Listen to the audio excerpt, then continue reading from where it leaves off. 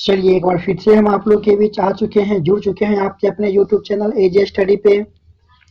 आज हम फिर लेकर के आए हैं आप लोगों के लिए एक बेहतरीन सा चैप्टर संस्कृत का ही लेकर के आए, क्योंकि ये 100 नंबर का आपका एग्जाम में पूछने वाला है। फटाफट से एक नज़र आपको केवल देखना है, ठीक है, और जो बात हम आपको समझाते हैं वो बात पर थोड़ा सा ध्यान देना है, ठीक है ना। तो लेकर के आए हैं मंदाकिनी वर्णम, है ना। सबसे थोड़ा सा हार्ड टाइप का ये चैप्टर आपका हो जाता है। तो इसे किस प्रकार से क्वेश्चन पूछेगा, हम श्लोक का भी थोड़ा बहुत जिक्र कर देंगे। श्लोक का ओवरव्यू एक बार देख लीजिएगा तो इससे 2 नंबर आपका बन जाएगा, क्योंकि श्लोक अब नहीं पूछ रहा है। केवल आपको क्या पूछ रहा है कि कह देगा कि मंदाकिनी वर्णम पाठ के आधार पर, मंदाकिनी वर्णम पाठ के आधार पर जो है मंदाकिनी नदी का वर्णन करें, ठीक है। इस टाइप से क्वेश्चन पूछ रहा है। चलिए देखते हैं। सबसे पहले आप लोग के बीच इससे कुछ महत्वपूर्ण बात है। सबसे पहला बात यहाँ पर आता है, मंदाकिनी वर्णम पाठ रामायण के अयोध्या कांड से लिया गया है। VVI क्वेश्चन के कहां से, तो 5वें सर्ग से लिया गया है। मंदाकिनी वर्णम पाठ के लेखक कौन है, तो वाल्मीकि नारायण। इस पाठ में मंदाकिनी नदी, VVI क्वेश्चन, कौन नदी की चर्चा है, तो मंदाकिनी नदी की चर्चा है। अब देखिए ये भी VVI क्वेश्चन बन जाता है कि मंदाकिनी नदी चित्रकूट पर्वत के निकट है। कौन पर्वत के निकट, चित्रकूट पर्वत के निकट है। इस पाठ में श्री राम सीता को मंदाकिनी नदी की शोभा का वर्णन कराते हैं, ठीक है। देखिए ध्यान दीजिएगा, मंदाकिनी वर्णम पाठ में श्री राम ने सीता को अनेकों नामों से पुकारा है। VVI क्वेश्चन है, जैसे सीते, प्रिय, बड़ी बड़ी नेत्रों वाली सीते, विशाल नेत्रों वाली सीते, बड़ी बड़ी नेत्रों वाली सुंदर सीते, कल्याणी, सुशीले इत्यादि। फिर है छिन्न कटीली वाले सीते। ये भी आपका एग्जाम में पूछ देता है 2 नंबर का। आइए कुछ श्लोकों से मंदाक करेगा, मंदाकिनी वर्णम पाठ के आधार पर मंदाकिनी नदी का वर्णन करें, है ना। तो जब हम एक बार पूरा श्लोक को ओवरव्यू कर लेंगे तो आप खुद ब खुद इसका आंसर देने के लिए जो है तैयार हो जाइएगा। आइए पहले जानते हैं, ठीक है। क्या देखिए, विचित्र पूरी नामा रम्या हंस सेविता वितानम कुसुमय रूप संपन्ना पश्य मंदाकिनी नदीमा। डायलॉग देखिए लिखा हुआ है। प्रस्तुत श्लोक जो है वाल्मीकि नारायण के अयोध्या कांड से संकलित है तथा मंदाकिनी वर्णम पाठ से लिया गया है। इस श्लोक के माध्यम से कवि चित्रकूट की प्राकृतिक की शोभा का वर्णन करते हुए कहते हैं, किसकी शोभा, चित्रकूट की। चित्रकूट क्या है, पर्वत है। प्राकृतिक शोभा का वर्णन करते हुए कहते हैं, सुनिए ध्यान दीजिएगा, हे सीते, रंग बिरंगे तटों वाली फूलों से युक्त हंस सारस पक्षियों की केली करते हुए मंदाकिनी नदी को देखो, ठीक है। मस्त टॉपिक है एकदम या एक बार पढ़ लीजिए, 2 बार पढ़ लीजिए, इसका जवाब देने के लिए आप एकदम तैयार रहिएगा, ठीक है। आइए 2 नंबर कहता है कि नाना विधय अस्ति रूह वृंता पुष्प फलम द्रुमय राजंती राजस्य नली विनिम सर्वता। ये बात याद रखिएगा आप, डायलॉग सब में सेम आपको मिलेगा, है ना। डायलॉग एक बार पढ़ लीजिएगा अपने से, हम केवल इसका हिंदी पढ़ के सुनाते हैं आपको। कहता है, हे सीते, अनेक प्रकार के फूल फलों से वृक्षों से घिरे हुए जैसे मानो इसके किनारे राजाओं के सरोवर के समान प्रतीत होता है। ये बात क्यों बोले, जब मंदाकिनी का वर्णन करवा रहे थे तो जंगल में तो कोई वहां पर रहने वाला नहीं है, कोई उसको सेवा करने वाला नहीं है, कोई सफाई करने वाला नहीं है, फिर भी वो मंदाकिनी का दृश्य इतना सुंदर है, इतना भयावह दृश्य है, दर्शनीय दृश्य है ना, अलौकिक दृश्य है कि देख करके जो मन मोहित हो जाता है। और इसी में राम कहते हैं कि लगता जैसे ये राजाओं के सरोवर के समान प्रतीत हो रहा है ना। चलिए श्लोक नंबर 3 में जो है देखिए बहुत ही सुंदर श्लोक है ये भी आपका, है ना।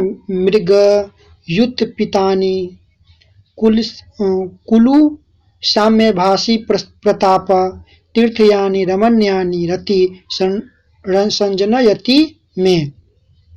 तो ये प्रस्तुत श्लोक पढ़ लीजिएगा। मतलब इसमें वर्णन किया गया है कि मृगों के द्वारा जब पानी गंदला हो जाता है मंदाकिनी के, जब जानवर लोग पीने के लिए पानी को आते हैं तो पानी क्या होता है, गंदला हो जाता है ना। फिर भी इतना मोहित है, इतना स्वच्छ है कि वह जो है फिर भी राम के मन को मोहित करता है। कहते हैं कि हे सीते, अभी अभी हिरणों के समूह द्वारा इसके पैरों से मंदाकिनी नदी का जल गंदला हो गया है, लेकिन फिर भी यह जल मेरे मन को मोहित करने वाले तीर्थों के प्रति मेरे प्रेम को जगा रहा है। इसे क्वेश्चन पूछ देगा आपको कि मंदाकिनी वर्णन पाठ के आधार पर मंदाकिनी नदी का वर्णन कीजिए, है ना। तो आराम से इसको लिख सकते हैं कि मंदाकिनी वर्णन पाठ के आधार पर वाल्मीकि जो है राम के द्वारा मंदाकिनी नदी का वर्णन करते हुए कहते हैं कि ये जो मंदाकिनी नदी है वो कितना सुशोभित है, पर्वतों से चारों ओर घिरा हुआ, फल फूलों से लदा हुआ, सरोवर नदियों में जो है केली करते हुए पशु पक्षी, मृग के द्वारा पानी गंदला कर दिया गया है, फिर भी इसका जल कैसा है, निर्मल है, स्वच्छ है ना। ये वर्णन करते हैं। आगे और आपको बात कुछ कुछ मिलेगी, ठीक है। देखिए श्लोक नंबर 4 देख लेते हैं। ये भी बहुत ही श्लोक मस्त श्लोक है। जटा जिन धारा काले मृग लोतव सासा ऋष्य अस्य गहांते नदी मंदाकिनी प्रिय। अब कहते हैं, बताते हैं कि हे सीते, काले मृग के चर्म को धारण करने वाले, जटा और वृक्ष की छाल को वस्त्र के रूप में धारण करने वाले ऋषिगण इसी मंदाकिनी नदी में स्नान करते हैं, ठीक है। उसी प्रकार 5वां नंबर है, आदित्य मुपैतिष्ठन्ते नियमादु वर्धवाः एते परे विशालाक्षी मुनिया संसित व्रता। मुनि के बारे में कहते हुए कहते हैं कि हे विशाल नेत्रों वाली सीते, संबोधन चिन्ह है, ये सभी प्राशंसिक व्रत करने वाले ऋषि मुनि गण अपनी भुजाओं को उठाते हुए विभिन्न नियमित पूर्वक सूर्य की उपासना करते हैं। अपनी भुजाओं को नदी में जाकर के जो है अपने भुजाओं को उठा करके जो है नियमित पूर्वक क्या करते हैं, सूर्य का अर्घ देते हैं, सूर्य का उपासना करते हैं, ठीक है। उसी प्रकार से आपका देखिए श्लोक नंबर 6 कहता है कि मारुतिद्व शिखर प्रणीत इव पर्वत पादपय पुष्प पत्राणि सृज भीरभीते नदीमा।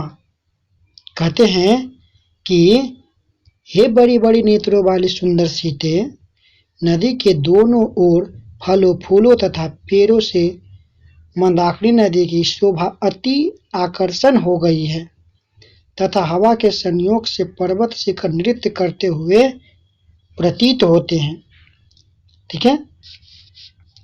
श्लोक नंबर 7, ठीक है। ये श्लोक एक बार देख लीजिएगा आप लोग बुक में, डायरेक्ट इसका जो है हिंदी को समझा देते हैं। कहता है क्या, हे सुंदर नेत्रों वाली सीते, मणि जैसी निर्मल जल वाली मंदाकिनी नदी को देखो, जिसके तट कई तटे सजी धजी है, तो कहीं कहीं जो है सिद्ध जनों की भीड़ लगी हुई है। सिद्ध जन माने ऋषिगण, है ना।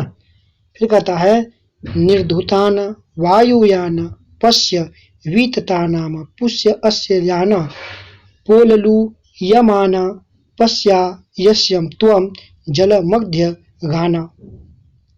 कहते हैं कि हे सीते, देखो वायु द्वारा उड़ाए गए धूल कण फैलती हुई दूसरी तरफ तैरती हुई मंदाकिनी नदी के मध्य में विराजमान हो जाती है। मतलब धूल कण बीच पर पड़ता है, फिर भी इसके जल पर कोई प्रभाव नहीं पड़ता, फिर भी यह मेरे मन को मोहित करता है। तो कोई भी बात यहाँ उठा के धर सकते हैं। उसी प्रकार श्लोक नंबर 9 में देखिए कहा गया है कि हे कल्याणी, मंदाकिनी नदी के भव्य दृश्य का अवलोकन कीजिए। जहाँ चकवे चकोर एवं पक्षियों की मीठी बोली से चित्रकूट की शोभा बढ़ती जा रही है। लास्ट श्लोक कहता है कि दर्शनम चित्रकूटस्य मंदाकिनीस्य शोभने अधिकम पूर्वाश्च मन्यते तब च दर्शता। प्रस्तुत श्लोक वाल्मीकि नारायण के अयोध्या कांड से संकलित है। सारा वही बात लिखा हुआ था। मंदाकिनी वर्णम पाठ से लिया गया है। इस श्लोक के माध्यम से कवि कहते हैं कि हे सुशीले, यहाँ चित्रकूट और मंदाकिनी के दर्शन हो रहा है। यह दर्शन नगरों की अपेक्षा श्रेष्ठ है, अर्थात जो रमणीयता तथा शांति मंदाकिनी क्षेत्र में है, वैसी शांति एवं रमणीयता नगरों में कहाँ है ना। तो ये वर्णन आपको बताया गया है। कुछ क्वेश्चन आंसर आप देख लीजिए यहाँ से जो संभावित है। ऐसे केवल श्लोक एक बार बढ़िया से आप शांति से सुन लीजिएगा, कोई प्रभाव नहीं पड़ेगा, उतना में आप अच्छा कर जाइएगा, है ना। फिर भी एक नज़र आप देख लीजिए इसको। तो वीडियो को आप लोग शेयर कर दीजिए अपने दोस्तों के बीच। फिर हम कुछ और लेकर के हम आते हैं आप लोग के साथ। तब तक के लिए मिलते हैं नेक्स्ट वीडियो में। Bye bye.